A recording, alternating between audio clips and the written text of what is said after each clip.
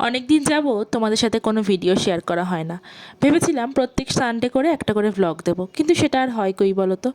মুহূর্তগুলো আমি ক্যামেরাবন্দি করে রাখি, কিন্তু সেটা যে এডিট করে তোমাদের সামনে প্রেজেন্ট করব সেটা আর হয়ে ওঠে না। তাই ভাবলাম চলো আজকে একটা ভ্লগ শেয়ার করা যাক তোমাদের সাথে।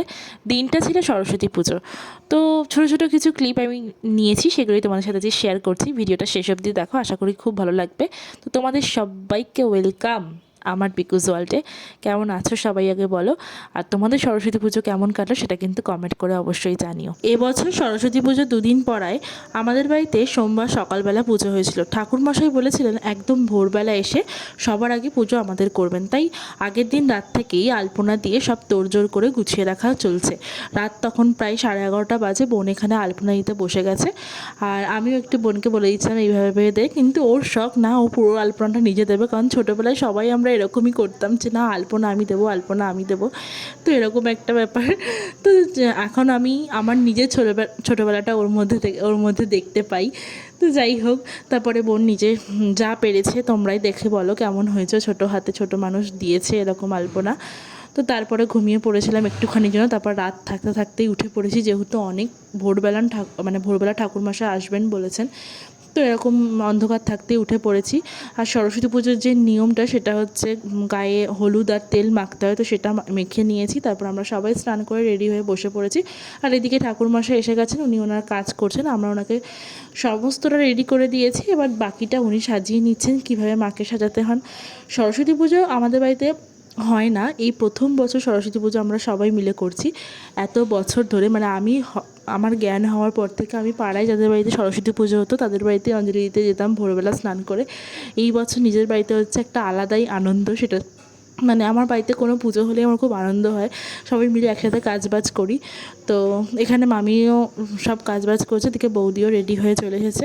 এখানে আমার মামা একটা মজার কথা বলেছে যে প্রত্যেক দিন যেন সরস্বতী মা আমাদের বাড়িতে সকালবেলা আসেন, তাহলে আমরা প্রতিদিন আমরা এরকম ভোরবেলা ঘুম থেকে উঠে পড়বো। কারণ আমরা ভোরবেলা ঘুম থেকে উঠতে গেলে খুব মানে বিরক্ত প্রকাশ করি, সবাই মিলে ডাকে ওঠ ওঠ ওঠ। আমি উঠে পড়ি সকালবেলাতেই, কিন্তু তাও আমার সকালবেলা উঠতে ইচ্ছে করে না, তাই আমরা ওই কথাটা শুনে সবাই মিলে হাসছিলাম। তো চলো তোমরাই ভিডিওটা শেষ অবধি দেখো কিন্তু, আর বলো কিন্তু তোমাদের কেমন লেগেছে, আর আমাদের সাজানোটা কেমন লেগেছে। অল্প কিছুর মধ্যে সাজিয়েছিলাম। আর তোমরাও কমেন্ট করে জানিও তোমাদের সরস্বতী পুজো কেমন কাটলো।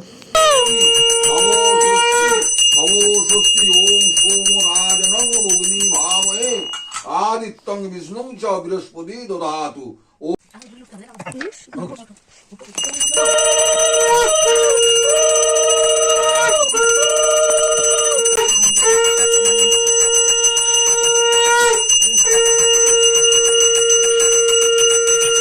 সেই দিন 10টার পরেই আমাদের দধিকর্মার পুজোটা হয়েছিল, যেহেতু তিথি ছেড়ে গেছিলো, তো উনি বললো আজকেই পুজোটা করে নেওয়া যাবে। তো তারপরে আমরা সবাই মিলে আবার উঠে পড়লাম, একটুখানি জন্য শুয়েছিলাম। আর এখানে আমার স্টুডেন্টরাও এসেছিলো, তো খুব ভালো লাগছিলো আজ সেই দিনটা।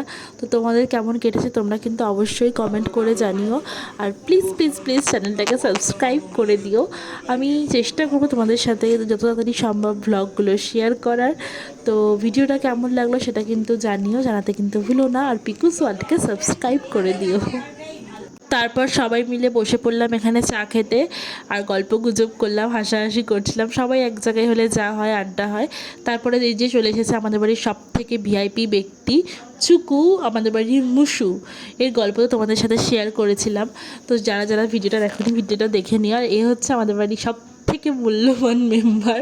তারপর আমি একটু তৈরি হয়ে গিয়েছিলাম আমাদের কলেজে।